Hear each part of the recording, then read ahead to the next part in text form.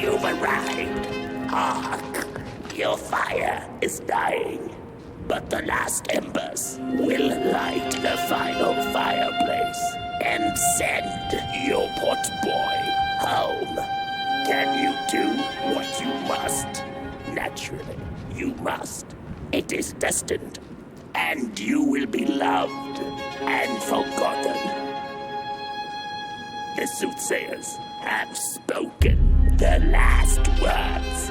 It has been an honor to watch your journey to the work table's edge. Now go and burn.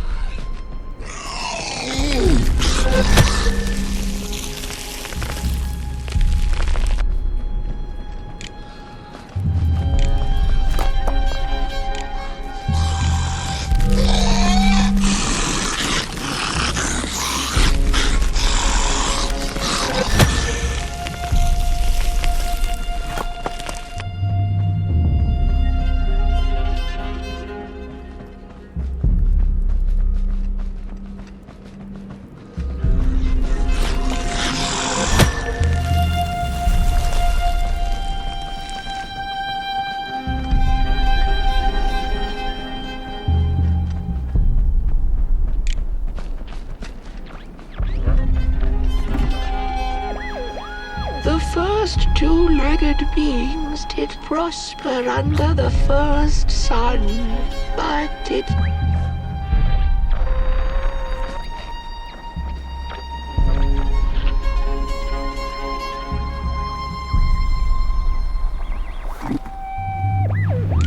The first two-legged beings did prosper under the first sun, but it didn't matter how much they bathed in its light.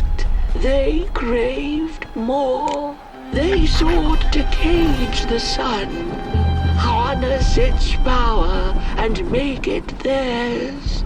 But the makers in their foresight had put the sun far, far away, so far that no creature could reach it.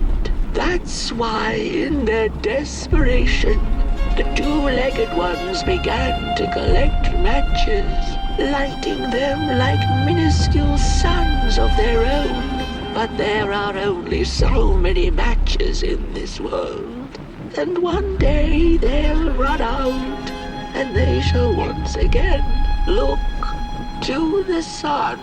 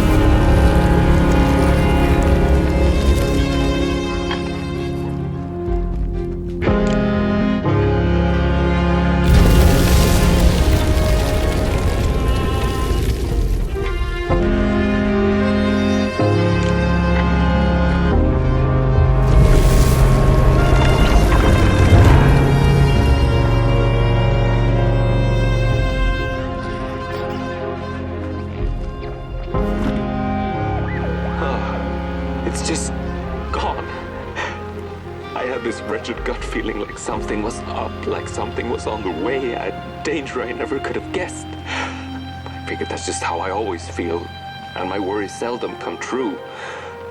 And now here I am, and I have been for some time now, and it just won't come back. I'm thinking, while I had it, I didn't know what to do with it, how to care for it, enjoy it. But if I had it again tonight, I'd probably waste it all over again.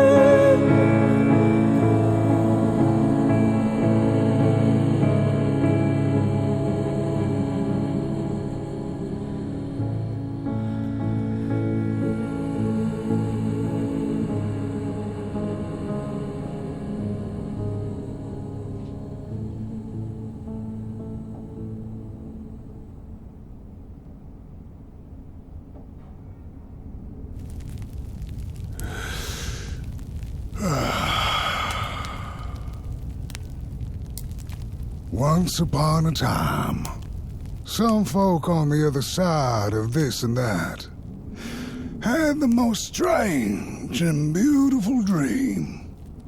I hope that tonight you caught a glimpse of it, and I wish you the levity and grace to smile in the darkest of times and on the way down your midnight walk.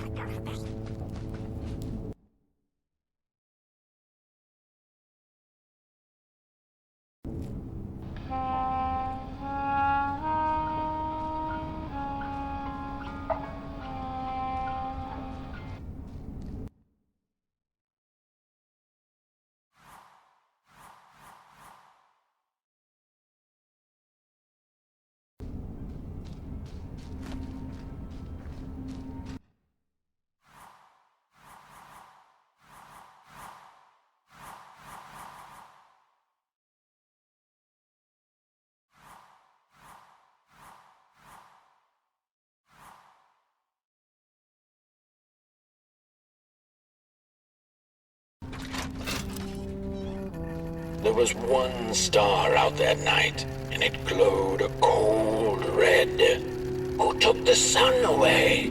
The Merkle asked it. But it was too distant, so she could not hear its reply if it had one. The Merkle had never felt so empty and alone. Lost in quiet despair, she managed to open up to the winds and followed their gentle push south down the midnight walk and to the dark lands.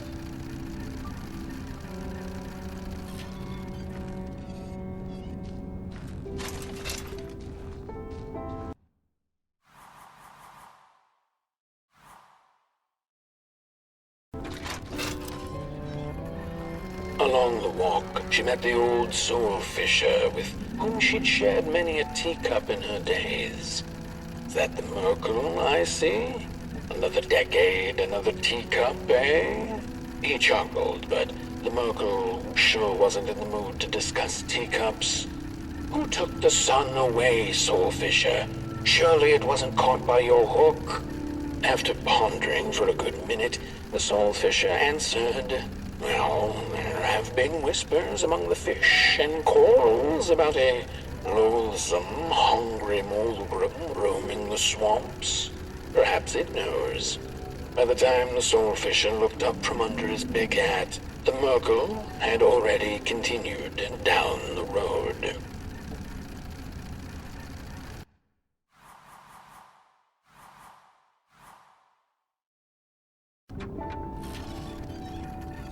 After a long while of following oversized snail-like tracks in the mud, trudging deeper and deeper into the mushroom-ridden swamps, the Merkle heard a harrowing howl. Up on a hill stood a looming figure, dark and still in the quiet of the night. Lo and behold, the Mulgrim, she thought to herself in slack-jawed awe. She greeted the creature with a quivering voice and, unable to restrain herself, asked, "Do you know who took the sun away?"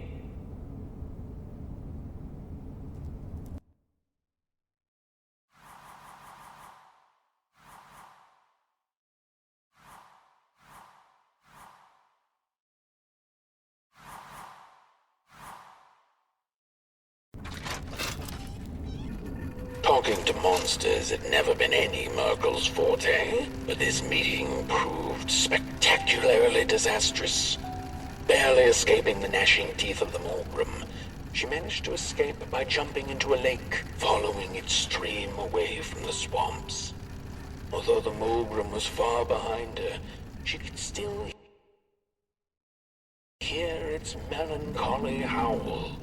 Mad with grief, she mumbled, "As I will be, unless I find the sun again." Tired from running, she searched for shelter and found a dark, dank cave. Cozy, even by Merkle's standards.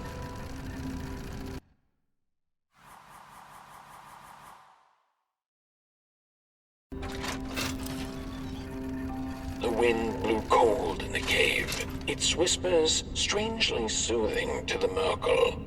As it turned out, the whispering belonged to a pack of starving crawlers who had begun circling her, their language known only to the dark itself. "What are you searching for, little limb tree?" they sounded in guttural unison. "These are dark days, and your kind does not belong anymore." The Merkle gathered her courage. "I am looking for the sun. I know you crawlers eat fire for dinner. Did you eat it?" They sniffed her lantern hungrily, and instinctively, she offered its flame to them.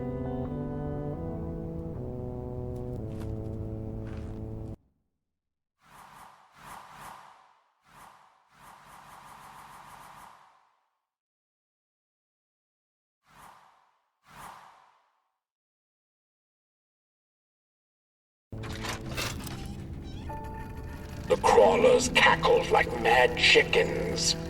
"Keep your fire, Clayling. Take it to the dark itself. Mayhaps there you shall find answers." Before the poor little Merkel could shriek, the Kroners had gone with the wind.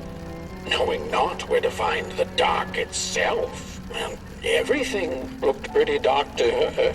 The Merkel found her way back on the road, further away from home than she had ever been. The hills were looking stranger by the hour. The rocks upon them seemed to move. They were the head people, a peaceful yet grumpy sort who didn't take kindly to somebody's perusing their lands. They muttered at her as she passed them, but she couldn't make out their words. "What's that, little headlings?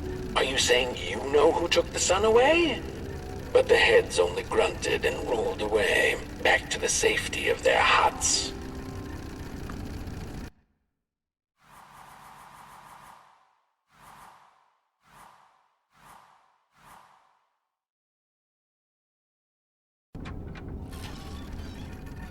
Back home on her hill, memories of the Merkel's many encounters along the way came circling back into her mind.